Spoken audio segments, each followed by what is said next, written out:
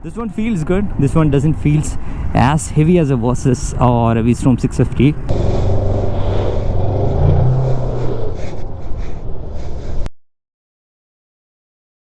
What's up YouTube? Welcome back to a new video on this channel, and today we have the Moto Morini Escape 650. So I have a very huge tightly packed day coming up. I've got a lot of motorcycles to ride and I got hands on this one first. So let's see, this is going to be a very quick video, the first ride impression of the Escape.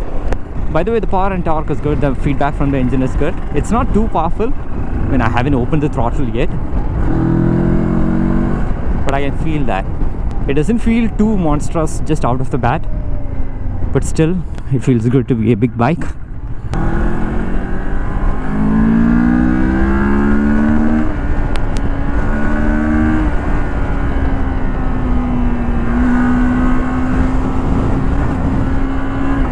Suspension is good. Yeah, my first impression on the power is right. It's not monstrously powerful, but good. The suspension feels good. By the way, this is the off-road variant, the X variant. This has two variants, the road going as well as an off-road variant. So this one is the off-road variant. The engine is actually going a little vibey when I go to the higher revs. There is no change in power for the riding modes, the two riding modes, but the change is in the ABS setting.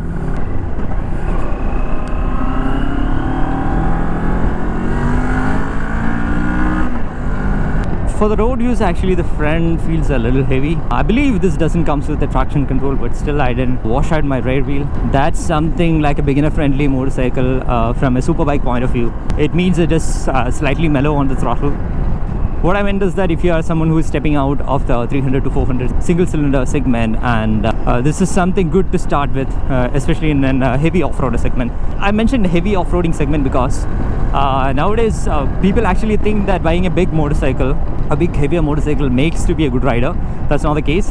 It's better to practice and learn things from a smaller capacity motorcycle, learn things, makes mistake there and come here. This one feels good. This one doesn't feel as heavy as a Versus or a V-Strom 650. By the way, I like the suspension on this. This actually comes with a suspension in the front. The rear one is also fully adjustable, so I shouldn't complain about Versus setting now because it's up to you. You can tighten it or soften it. By the way, I'm riding in Hyderabad road and I have no clue where I'm going. Let's pull it.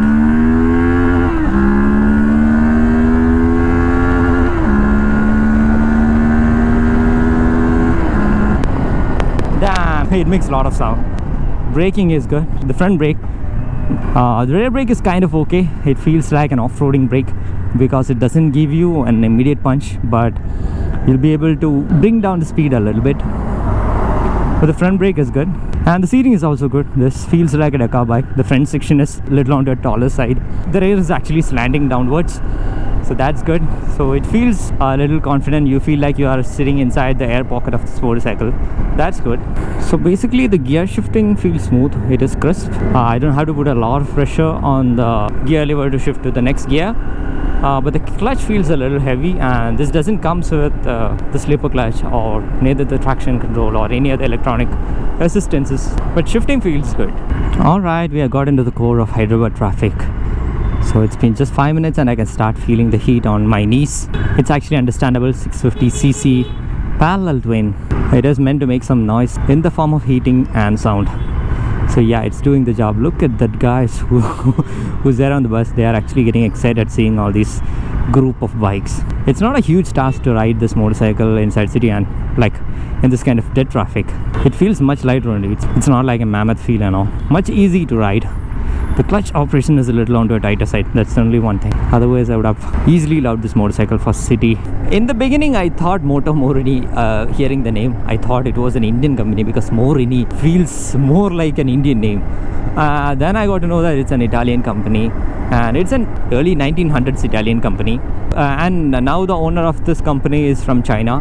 So it's basically a company from China and manufactured in China, but the design standards looks in par with the Italian motorcycles. So other famous Italian motorcycles in India are the Ducatis and the Aprilias. So that's very famous. And another famous Italian company was the MV Agusta, which is actually not in operations in India now. So let's hit the dirt and talk about the things later.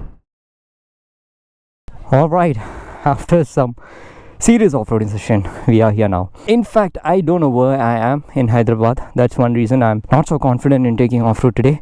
But still, I was able to take this motorcycle in slush. You can see that it has become a lot of dirty. Basically, from an off-roading point of view, I like this motorcycle. As I said in my previous road review, there's a little difference. On road it feels lighter, but when it touches off-road it feels a little heavy. These motorcycles require some set of skills before you get into serious off-roading. I'm not that kind of a serious off-roader guy, but still it takes some amount of effort to do off-roading, but still very good because the suspension, the spokes, the brakes, everything is doing nice job. Only one thing is like I'm not supposed to reduce the tire pressure now, so I have that kind of a confidence problem. Otherwise it feels so nice. Rear sliding is good. Don't expect too much of sliding from this motorcycle like a Triumph for an Africa Twin. One is like actually over the litter class and one is close to litter class, so this is not like that. It's just a 650cc, that too with a decent amount of power, so we get that kind of a race slide and all. That's good. The position of the handlebar, the way we stand on the motorcycle is absolutely brilliant. I really loved it. The only disturbance I had riding this motorcycle is that these visor is actually tightened by Allen keys. It should have been in a completely adjustable way, because when I reach this kind of a place I don't want to take out tools and then reduce the visor length and all, because it keeps hitting my helmet. That's one thing, but otherwise confidence wise it's too good. I really love to see a little more bigger sprocket in the rear so that I get a little more punch on the throttle. The slides will be nice. Suspension is behaving absolutely fine. And on this motorcycle the price is not yet revealed. Probably when I'll be uploading this video the price will be out. I'll just put this as a text there. So that's it. I hope you like this video and this is informative. I really like to take this motorcycle for a road view in Bangalore itself. Let's see. I'll request Moto Morini to get a motorcycle at Bangalore, then I'll be able to keep it for myself for some days, and hopefully I'll be able to give you a thorough review, because as of now I feel that pricing is going to be very aggressive. We're going to make a good potential motorcycle for off-roading guys as well as road touring guys, so really love it. So that's my first ride impression of the Moto Morini X-Cap 650X. Show some love in the form of likes and comments. See you in the next video. Until then, bye bye.